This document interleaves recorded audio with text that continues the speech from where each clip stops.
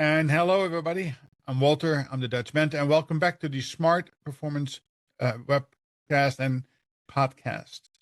S, of course, starts for self-care, M for mindful growth, A for adaptive learning, R for rhythmic operations, T for a thriving community, and P for performance.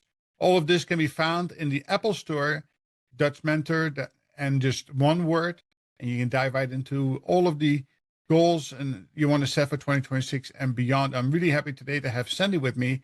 So we're going to be talking about one of the four pillars, which I call working with great focus, because it's one of those behavioral things that people are struggling with all of the time by setting goals, by setting priorities, by having a to-do list, and get lost and 70, 80% of the time not accomplish the things you set out to do. So stick with us today. I promise it will be high energy, actionable for the next 15 to 20 minutes. And again, thank you for joining us. Sandy, welcome. Introduce yourself and tell us a bit about your background. Yeah, thanks so much for having me. My name is Sandy Cohen. I am a mindset development coach.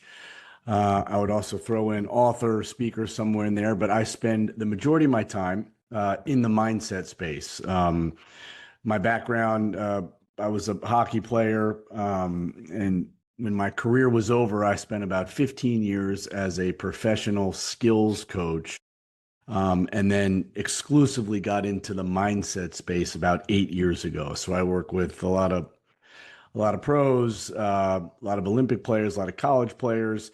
And over the past couple of years, it's grown substantially or broadened into the CEOs, executives, because as you know, so many of the concepts translate. So I would say a mindset development coach would probably be the title.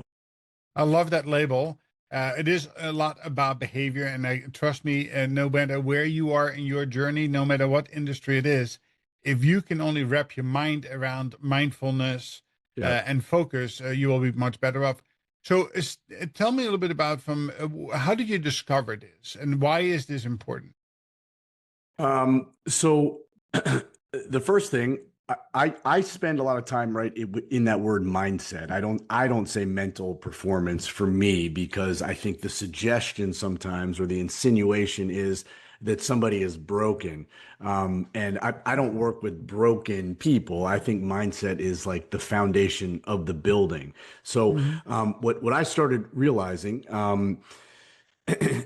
maybe 8 or 9 years ago, I was working with best of the best athletes. These are world-class athletes, and was really kind of starting to dig into why were some of them making it and why were others not. And when I say it, I'm only talking about maximizing potential, whatever that means for that individual. Because like the on ice skills or the athletic skills of these people, I mean, they're freaks, right? Like they're best of the best, but it wasn't those skills that was separating them. It wasn't this guy's ability to skate or this gal's ability to shoot. Like it was who can control their belief, attitude, grit, focus, emotional control, discipline, self-awareness. Those were the people who could manage and control those big seven. In my world, those are the big seven. Those were the achievers all the time. And just got fascinated with it. It was different. I think when we were younger, there was no coaching or element for this, it was kind of just suck it up and deal with it. And I do think part of excellence, there is that gritty aspect, but I don't know why anybody would know how to do any of these things if not taught or shown. So that was kind of the beginning for me. Very, very interesting. You talk about the big seven. Before we get into that, because I think it is worthy to dive into at least some of them and come up with some actionable, takeaways for today's talk. It is about how do you get people to become aware of that, right? Is it usually the competitive advantage is so narrow, the margins are so narrow. It is the mindset that often gets you across. So how do you get people to pay attention to that? That, it is not, I need to check in my ego and my pride and my physical abilities, but I need to go back to, working on my mindset itself. I think that I think that the key elements, and it's something I try to practice, I'm sure you do, is first establishing that Everything has to fall, everything in life, sports, whatever, business, I think it falls into one of three categories, right? Like you can either control it, you can impact it, or you have to let it go. So I think once we identify what the controllables are, which really are actions and behaviors, not outcomes, um, I think things get a lot clearer. You know, like you can impact a great business quarter, you can impact a game, you can impact fill in the blank, you know, but you can't control the outcome. But the irony is that when you control the things you can control, the focusing on those things, the probability of you achieving like exponentially goes up. So one, I think it's awareness of just, hey, what is the goal? What are we trying to do? Can we define success? Right? Like if there's no definition, I don't know how you can track it. I don't know how you can celebrate it. I don't know how you can adjust, right? So there has to be a destination. And then I think once that's established, then you just start applying, you know, some of the principles and things certainly get clearer.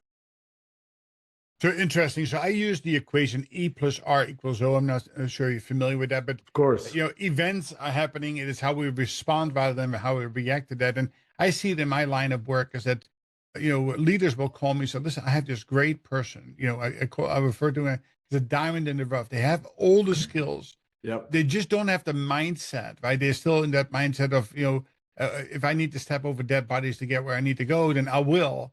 And that's not the way to performance, or certainly not in a team environment, how to get to performance itself. So thank you for sharing that. And it is critically important. So dive into some of those 7 areas that you just mentioned before that you focus in on. What does that look like? How do you get people to, play Yep. their part, and how to get to a next level of growth? Well, I think that all of those 7 are deadly important, and I think you and I are probably aligned that without a doubt, focus is the number one. Focus, and you know, if that's one, I would say maybe 1A is grit, and I think both of those things can be taught, but I think 99% of any sort of performance issues or whatever it is, it comes back to the concept of focus. And I think that there is a lot of education that has to go with that word. I think it's a very misunderstood word. And I think very simply, um, it's the ability to lock in, not block out. I think a lot of people spend a lot of time trying to block things out. And that's not how the brain operates. We want to lock in, So the analogy that I give a lot of times for people is I think they are confusing awareness and focus. I would say, like looking out of a window.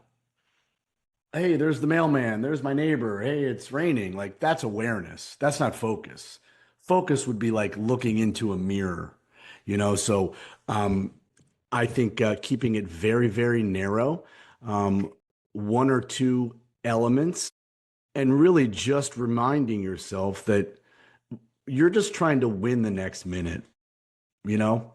Because at the end of the day, if we stack enough minutes, right, we're going to start winning hours. Start winning enough hours, you start winning days. So bosses, coaches, everybody, I think, speaks in terms of time. It's just how are we analyzing that, right? Like a boss would say, show me last quarter's sales or whatever. They're basically talking about show me a whole bunch of minutes. But for us, as the people trying to deliver those results, what if the approach was we just want to be so in the moment, so present that eventually if we stack enough minutes, like I get to open up my wallet and hand, that boss, here's 10,000 minutes. We're giving him or her exactly what it is they've asked for. We're just going about it in a different way. So I think control is a big one. Knowing what you can control is a key to focus. Yeah, I use the analogy, right? An inch wide and a mile deep, and too many people are too shallow. They go a mile wide and only an Yep. inch deep, and they fail to differentiate themselves from others, or they don't have the focus to be able to execute. Too often, I see the problem comes in that they have they all about the outcome. but they don't really understand what the drivers are. And one of the big drivers is focus, right? Yep. Is if you're working on 15 things, how could you ever get to the outcome that you desire or sustain that, right? So build upon that. What is that? And when you talk about control, I think about that sphere of influence, right? Is that what can I control and how can I get better? So what are some of the actual takeaways you would give to a client about how to learn to zero in on that one, two, or maybe three things that matter most? So again, I think a lot of it has to do with defining like what is the desired outcome. For some people, it might be stats. For other people, it might be money, a project, whatever it is. Like there has to be a vision. There has to be a direction, right? Like where are we going? I don't know anything right now, but we have to establish a direction. Um, I think having that vision is very, very important. And like you said, I think what is equally as important is we want to focus on the actions and behaviors that when and if we do them, they are going to lead us no other place than that destination, right? So if you want to be a great seller or a great leader, right? Like you got to be vocal, you got to be inspiring, right? Like rather than focusing on being the leader, why don't we go ingredients first, right? The actions and behaviors, because I think then you really have control over your thoughts, your minutes, um, and that typically is the way that you achieve. So I spend a lot of time with leaders, not planning as if they can't plan, but getting clarity, right? Like focus, clarity, action. That's the easy recipe. If there's no North Star, it's very difficult, to accomplish, Yeah, right? Is yeah, that I just did a podcast the other day with Scott Abbott about going from chaos to clarity. Right? yeah, That yeah. is all the things Yep. that we just talked about. It is that it's so very very important. So I think people. I didn't mean to interrupt you. I'm sorry. I think people. What there are many things in life, admittedly, that I am not good at. I think one of the things that I'm good at, though, is the concept of connection. So I think helping people understand, without the destination or the clarity, it would be as silly as, okay, you and I are going to get into the car, and you're saying you're driving and you're saying, okay, where are we going? And we're just keep going. And all of a sudden it's like, well, where are we going? Like we're just driving around.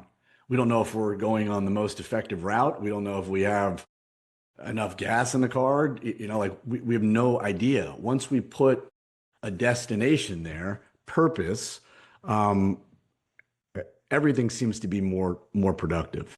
yeah, it is interesting how people are so vague, and there's exactly the reason why 70-80% of the time of what it is that they intend to do, they fall short on that, Yeah. right? So on that note, when you work with somebody and you see that they are just not getting it, well, and we see this happens a lot, especially there's so many distractions. How do you bring them back? What is it that you do? Do you ask them to measure? Do they take countermeasures? How do you get them to refocus and actually see some of these mistakes that they're making in the process of becoming more, mindfully present and focused?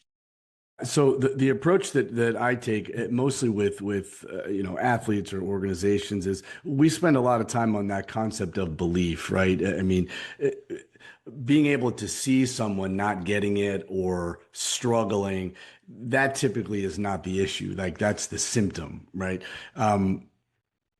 The concept of belief, I think, so many people get triggered off this concept of confidence, which of course is important. I got to feel confident. But I think the easiest way to feel confident is to tap into belief. I did not come up with this. I wish that I had, but I had a coach in high school that used to say the difference between confidence and belief. If you think about a tree outside, what you see above ground, that's confidence. What you don't see below ground, that's belief. So in the example of that tree, no belief, no confidence, right? No roots, no tree, Yeah. right? So a lot of times I think it's helping people remind themselves on what their skills are, reminding themselves of where they have been. And I think a lot of those people that you mentioned who kind of are struggling, I think they wake up every day and try to convince themselves. Convincing is different than reminding. Convincing starts from a place, I think, of not believing. Reminding starts from a place of believing. So I think a lot of that chaos comes from, just like you said, fear of being judged, lack of clarity, a lack of belief. And I love to help people have the perspective of what if we started measuring gains, not gaps, Mm-hmm. Of right? Because we all have gaps, but like where we, course. where are we going to focus? Um, is the glass half full, half empty, or what if there's a third rail? What if the glass is just refillable? Like we just go to the water fountain and fill the whole thing up again. It's long-winded, but those are my thoughts. A very, very interesting concepts. And I think it is important that people need to understand. And I use the 4P analogy for myself. Like, people need to find their purpose and passion in life first. Yeah. Sadly, many people go to work every day, don't feel purpose and passion. Yeah. The second thing is if they forget about the third or fourth P is passion, purpose, passion, process, and people. Right, finding the right process to work with the right people, and That's only right. when you can accomplish that can you become that. You really unleash that high performance, and you become that member, that contributing member to whatever it is that you have. And it too often, people are diluted in their approach, too easily satisfied to give up. They don't have the grit or the resilience you're talking about. But I too believe what you say, and I like the word that you use, is believing, right? It is, and Yeah. that's in the subsoil, right? If the soil is not Yeah. right, it's very difficult to get that big, beautiful tree That's of right. confidence being built upon that. Um, Sandy, thank you for joining me today. So where can people find you? Yep, you can go to sandycohan.com. That has a lot of the books that I've written and speaking engagements. What you see over here, this is my other business, which is Mental Edge Hockey, really kind of working with a lot of hockey players. But sandycohan.com is the place across social media, and certainly the website. Okay. Well, thank you very much for joining me today. And I would have one last question. Any parting thought for the audience today? I would say my parting thoughts are to remember that um, thoughts aren't facts. Just because you think it doesn't mean that it's true. Mm, Thoughts are just thoughts. Doesn't mean That it's could going be to happen. Doesn't mean it did happen. Thoughts are just thoughts. that could be a whole nother podcast someday. There you go. Well, you Sandy, let me thank you very know. much thank you very much for joining me today. It was really good to get some insight on what that is and get that mental edge, because we all need that in order to perform Yeah. both at home, at work, and in society itself. Again, to the audience, thank you for joining us. Hopefully, you have some key takeaways. All the there will be in the description of the show today. You can find out where you can find Sandy. Again, join us again, share, like, describe, and subscribe, and we'll talk soon again. Thank you, everybody.